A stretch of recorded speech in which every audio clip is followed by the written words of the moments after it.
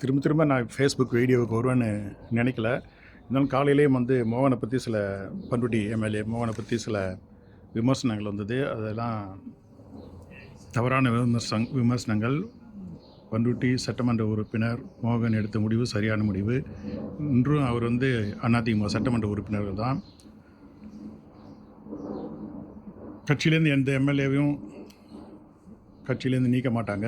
அப்படி நீக்கிறது பெரிய முட்டாள்தனம். அப்படி நீக்கினா அப்புறம் நீக்கிறவனே அழிஞ்சு போயிடுவான். அதை பற்றி சொல்கிறேன்.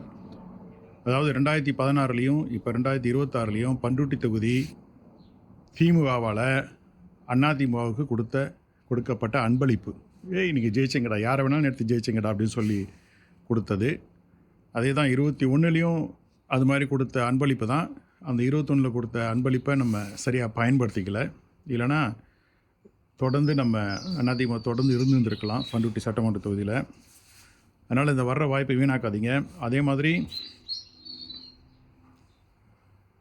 எம்சி தாமோதரன் மாவட்ட செயலாளர் வந்தது ரொம்ப நல்ல விஷயம். எல்லாரையும் ஒருங்கிணைச்சு அரவணைச்சு போவார். நீங்கள் 2 பேரும் சண்டை போட வேண்டிய அவசியம் இல்லை. இப்போ நிறைய பேர் மாவட்ட செயலர் மாற்றணும், நகர செயலர் மாற்றணும் அப்படின்னு சொன்னாங்க. எல்லாம் இப்போ தானாகவே வந்துட்டு. நீங்கள் போய் அலையாத, எவனையும் வால் பிடிச்சி தொங்காத, தானாகவே வந்துட்டுது. நீங்கள் எல்லாம் ஒத்துமையாக செய்யலாம். இப்போ இருக்கிற நகர செயலாளர், மாவட்ட செயலாளர், எம்எல்ஏ எல்லாமே ஒற்றுமையாக செயல்பட்டு உள்ளாட்சி தேர்தலில் நீங்கள் இன்னும் போட்டியிட வாய்ப்பு கிடைக்காதவங்க இங்கே எல்லாமே ஒன்றா சேர்ந்து பண்ருட்டி நகராட்சியில் உள்ளாட்சி தேர்தலுக்கு, பண்ருட்டி ஒன்றியத்தில், நகராட்சியில், கடலூர் மாவட்டம், தமிழ்நாடு ஃபுல்லாக உள்ளாட்சி தேர்தல் எவன் ஜெயிக்கிறானோ அதான் முக்கியம். அதை பற்றி தனியாக பேசலான்னு நினச்சேன். அதை அப்புறம் பேசுகிறேன்.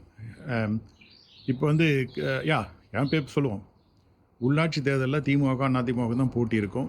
அதில் யார் மெஜாரிட்டி வரோன்னா அவன் தான் உண்மையான பவர் சென்டர். அதனால் இந்த சமயத்தில் எல்லோரும் ஒன்று கூடி மேலே இப்போ இந்த பழனிசாமி, வேலுமணி இவனுங்கெல்லாம் இவங்களாம் எந்த கொள்கையும் கிடையாது, ஒரு மயிரிடையெல்லாம் ஒத்துமையாகிடும். அதை பற்றி கவலைப்படாதீங்க.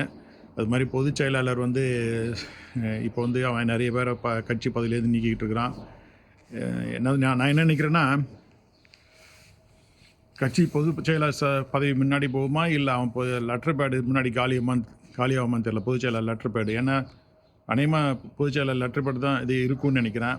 இப்போ பழனிசாமியோட பொதுச் செயலாளர் பதவி தான் சீக்கிரம் காலியாகும்னு நினைக்கிறேன். அப்புறம் அந்த பொதுச் செயலாளர் லெட்டர் பேடை அவன் ஏதாச்சும் வீட்டில் காய்கறி லிஸ்ட்டு வாங்கிறதுக்கு, கடத்தெருவுக்கு போகிறதுக்கு பயன்படுத்தலாம். அதான் செய்யலாம். இப்போ இருக்கிற வரைக்கும் என்ன செய்யுது, அவன் பொதுச் செயலாளர் அவன் பழனிசாமி இதை தான் செய்யணும்.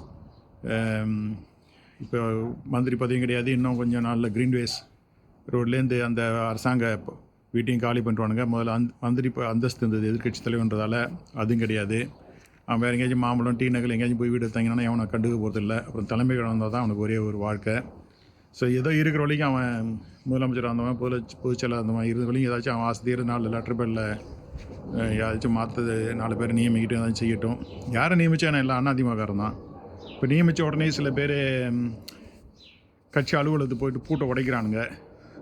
அது பார்த்தா இந்த பூட்டை பார்த்தா எல்லாம் துருப்பிடிச்சி பூட்டு மாதிரி இருக்குது. எவனும் கட்சி அலுவலகத்தை பயன்படுத்துகிற மாதிரி தெரில. இப்போ கட்சி பதவியில் வந்தவனுங்கள்ட்ட சாவி அவனுங்களுக்கு கையில் இருக்கான்னு தெரியல.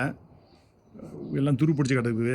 அப்புறம் அவனுங்களே வந்தாலும் அதை பூட்டை உடச்சி தான் பூட்டை தான் சாவி தொலைச்சிருப்போன்னு நினைக்கிறேன். பூட்டை உடச்சி தான் அவனும் உள்ள நுழையணும். ஸோ அதனால் நான் என்ன இப்போ சொல்லனா, புதுசாக வர்ற கட்சி பொறுப்பாளர்கள்லாம், கட்சி பொறுப்பை இழந்தவர்கள் எல்லாம் வரவேற்று அவங்கள நீங்கள் ஒத்துழைக்கணும்னு நான் நினைக்கிறேன். இப்போ உதாரணத்துக்கு இப்போ அருண்மொழி தேவனை மாவட்ட செயலாளர்லேருந்து நீக்கி அந்த பொறுப்புலேருந்து மாவட்ட செயலாளர் பொறுப்புலாம் இப்போ சோத்தராஜன் கொடுத்துருக்காங்க. இப்போ அருண்மொழி தேவை என்ன செய்யலாம், ராஜேந்திரன் கூப்பிட்டு வாயா புவனகிரியில் அலுவலகம் இருக்குன்னா நீ வா அப்படின்னு சொல்லி அவனே வாழ்த்தி கூல்ட்ரிங்க்ஸ் கொடுத்து செயல்படு, நீனே மாவட்ட செயலாளர் செயல்படுன்னு சொல்லலாம். எல்லாம் அந்த பதவியெல்லாம் திரும்ப வரதான் போகுது. இதெல்லாம் ஒன்றும் பெரிய விஷயம் கிடையாது. எது சொல்லணும்னா இதெல்லாம் மேலே அடிச்சு விட்ருக்கணும். இப்போ பழனிசாமி குரூப்பில் இன்னும் 2 மந்திரினா, அப்புறம் பழனிசாமி சொல்லுவான், எனக்கு மந்திரி பதவி வேணாம், நான் தமிழக வெற்றி கழகத்துக்கு ஆதரவளிக்கிறேன், எங்கள் கூட்டணி அங்கே கூட சேரும், எங்கள் அணியில் 2 பேர், அந்த அணியில் 2 பேர், அதாவது கோஷ்டியில் மந்திரி பதவி கொடுத்துட்டு நம்ம தொடருவோம் அப்படின்னு சொன்னாலும் ஆச்சரியப்படுத்தல. அதான் நடக்கும்னு நினைக்கிறேன். அதனால் பொதுச் செயலாளர் பதவி ஏன் அதை பற்றி கவலைப்படலைன்னா, அடுத்தது யார் பொதுச் செயலாளர் வரதான்றது முக்கியம் கிடையாது. அந்த விதிகள் மாற்றப்பட்டு தொண்டனால் பொதுச் செயலாளர் தேர்ந்தெடுக்கப்படும்ன்ற விதி வரணும். அதே மாதிரி பொதுச் செயலாளருக்கு இருக்கிற சில அதிகாரங்கள்லாம் குறைக்கப்படணும். ஏதாச்சும் ஒரு குழு தான் அது முடிவெடுக்கணும். ஒருத்தனை கட்சியிலேருந்து நீக்கிறதோ, இல்லை கட்சி பதவியை மாற்றுறதோ, கட்சி பதவியில் நியமிக்கிறதோ பின்னாடி எலெக்ஷன் நடந்த பிறகு.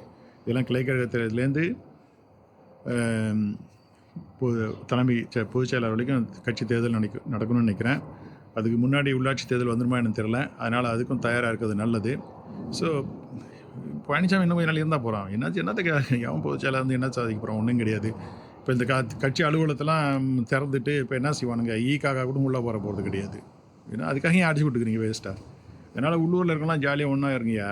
அடுத்தவங்க எல்லாம் ஃபோக்கஸ் பண்ணி ஒருத்தன் வேணும். உள்ளாட்சி தேர்தலில் ஜெயிக்கிறதுக்கு ரெடி பண்ணுங்கள். ஈஸியாக ஜெயிக்கலாம். உண்மையான போட்டி தமிழக வெற்றி கழகம்லாம் அந்த அளவுக்கு உள்ளாட்சி தேர்தலில் வெற்றி பெறும்னு நான் நினைக்கல. நம்ம திரும்ப தப்பு பண்ணால் தான் அது தமிழக வெற்றி கழகத்துக்கு சாதகமாக போகும்னு நினைக்கிறேன். இல்லைன்னா இந்த போட்டி உண்மையிலே திமுக அதிமுக தான் இருக்கும். அதை விட்டுடாதீங்க. இப்போ திமுகவுக்கும் நான் என்ன நினைக்கிறேன்னா, இந்த கூட்டணி கட்சிலாம் வெளியே போனதால் உள்ளாட்சி தேர்தல் அவங்களுக்கும் சாதகமாக இருக்கும்னு நினைக்கிறேன். ஏன்னா அவன் நிறைய பேருக்கு சீட்டு கொடுத்து தோல்வி அடைய வேண்டிய அவசியம் இல்லை. இந்த காங்கிரஸ் மாதிரி கட்சிக்கெல்லாம் அவனுங்க வந்து வலுப்பட வேண்டிய அவசியம் இல்லை. காங்கிரஸ் எனக்கு பிடிச்சா கூட உள்ளாட்சி தேர்தலாம் அவனால ஜெயிக்க முடியும்னா முடியாது. இனிமேல் அவனுங்க வந்து இப்போ கூட்டணி ஆட்சியில் பங்கேற்று ஏதாச்சும் கட்சி வளர்த்தான் உண்டு. ஸோ அதிமுககாரங்களாம் ஒற்றுமையாக இருங்க. ஒருத்தன் ஒத்துப்போங்க. மோகன் எடுத்த முடிவும் நல்ல முடிவு தான். இப்போ தாமோதரம் மாவட்ட செயலாளர் வந்ததும் நல்ல முடிவு தான்.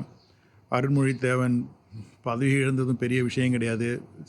சரத்ராஜன் கூட்டணியே வாயா அப்படின்ட்டு அவனே வந்து ஒத்துழைப்புன்னு சொல்லிட்டு என் மாவட்டம் நீனே மாவட்ட செயலாளர் இருந்துட்டு அவன் நிம்மதியாக இருக்குது நல்லது. எல்லாமே எல்லாம் தற்காலிகமானது தான். எல்லாம் பழனிசாமி நான் சொன்ன மாதிரியே முன்னாடி அவன் பதவி முடியுதா இல்லை லெட்டர் பேட் முடியுதுன்னு பார்த்தா அவன் letter pad run out of இது ஸ்டாக் ஆகிறதுக்கு முன்னாடி இவன் போயிடுவான்னு நினைக்கிறேன் பழனிசாமி. ஆனால் பழனிசாமி மாற்றது முக்கியம் கிடையாது. அடுத்த வர்ற இதில் ஒரு நியதி இருக்கணும், ஒரு ஒழுங்கு இருக்கணும். கட்சி தேர்தல் எப்படி நடத்தணும், கட்சி அமைப்பு எப்படி இருக்கணும், எப்படி பொதுச் செயலாளர் தேர்ந்தெடுக்கப்படணும், அந்த பொதுச் செயலாளருக்கு என்ன மாதிரி அதிகாரங்கள்லாம் இருக்கணும். பொதுச் செயலாளருக்கு வந்து ஒரு ஃபர்ஸ்ட் அமாங் தி ஈக்குவல் மாதிரி தான். அதாவது சமமாக இருக்கணும்ல முதல்வன் அப்படின்ற மாதிரி தான் இருக்கணும். தவிர பொதுச் செயலாளருக்கு எல்லா அதிகாரன்றதெல்லாம் முட்டாள்தனம். ஒரு 5 பேர் ஒரு குழு இருக்கலாம், அதில் அவன் தலைமையாக இருக்கலாம். நான் 5வது ஆளாக அது யாராக இருந்தாலும் அது மாதிரி நடக்கணும்னு நினைக்கிறேன். அப்புறம் இளைஞர் அணி, ஜெயலலிதா பேரவை, எம்ஜிஆர் இளைஞர் அணி, மாணவர் அணி, இது 3 வலிமைப்படுத்தணும்னு நினைக்கிறேன். அடுத்தது உள்ளாட்சி தேர்தலுக்கு ரெடி ஆகும். கட்சி பிரச்சனை கவலைப்படாதீங்க. ஜஸ்ட் என்ஜாய் பண்ணுங்கள். ஒருத்தன் அடிச்சு விட்டாதீங்க, முட்டாள்தமாக அடிச்சு விட்டாதீங்க. கேட்டாதே நான் அந்த கோஷ்டி இந்த கோஷ்டின்னு வெளியில் அவன் மேலேன்னு சொல்ல முடியாது. அவனுங்க உங்களுக்கு தலைவனாக இருக்கிறவங்களுக்கு அவங்க காதுக்கு இன்றைக்கி எதுன்னு சொல்லிட்டு நீங்கள் பாட்டு ஒத்துமே அவங்க வேலையை பாருங்கள். உள்ளாட்சி தேர்தலில் வெற்றி பெற வேலையை பாருங்கள். ஓகே, பார்ப்போம்.